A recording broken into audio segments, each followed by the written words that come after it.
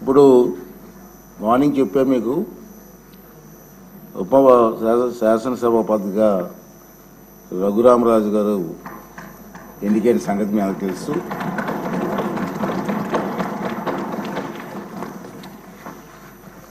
రఘురామకృష్ణరాజు గారు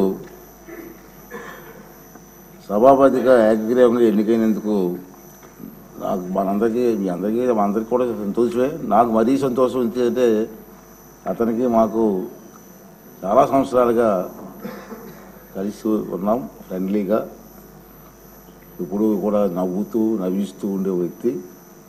అటువంటి వ్యక్తి ఇక్కడ డిప్యూటీ స్పీకర్గా రావడం మనందరికీ ఉల్లాసంగా ఉంటుంది. ఇంకా అతను సీట్లో ఉంటే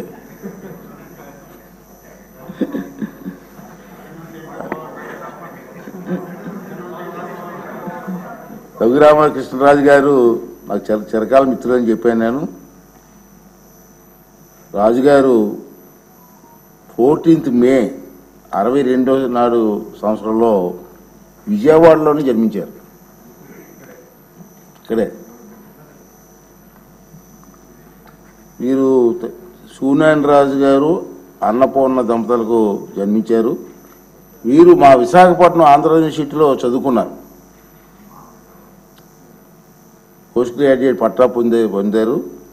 అలాగే ప్రముఖ పారిశ్రామికవేత్త, మీ అందరికీ తెలిసిన విషయం, కొత్త ఏం కాదు. వేల మందికి ఉద్యోగ అవకాశాలు కూడా పారిశ్రామికవేత్తగా కల్పించిన వ్యక్తి.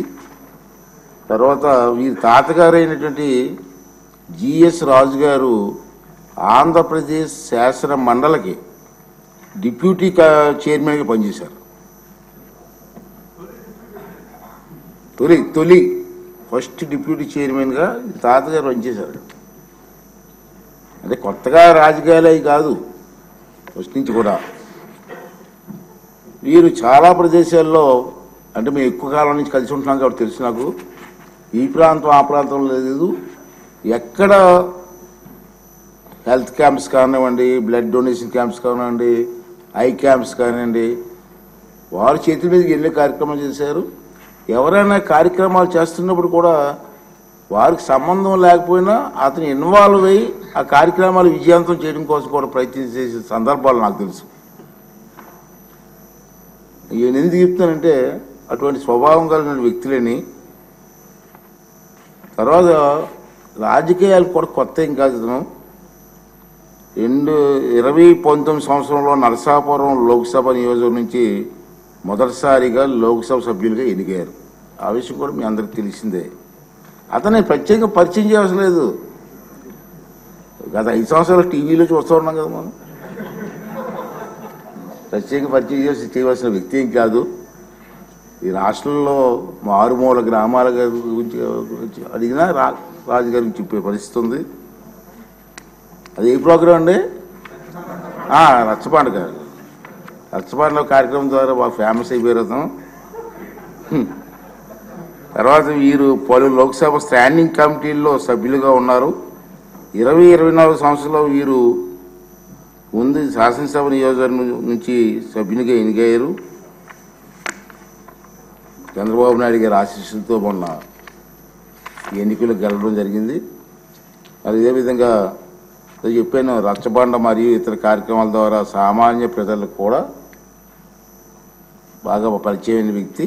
అటువంటి వ్యక్తి ఇక్కడ డిప్యూటీ స్పీకర్గా పనిచేయడం మనందరికీ కూడా ఆనందదాయకం. మరి చంద్రబాబు నాయుడు గారి ఆశీస్సులతో రాజుగారు ఇంకా బ్రహ్మాండంగా పనిచేసి చిరస్థాయిగా మీ పేరు ఉండిపోయే విధంగా పనిచేసే అవకాశాన్ని భగవంతుడు మీకు ఇవ్వాలని చెప్పి మనస్ఫూర్తి కోరుకుంటూ మీకు శుభాకాంక్షలు తెలియజేస్తున్నాను సార్.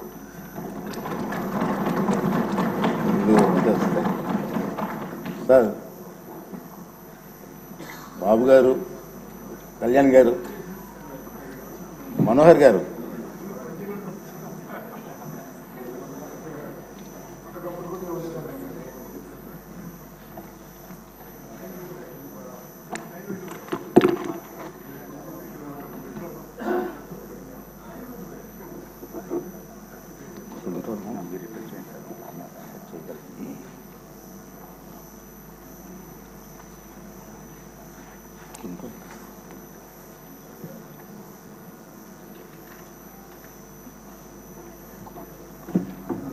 ధన్యవాదాలు.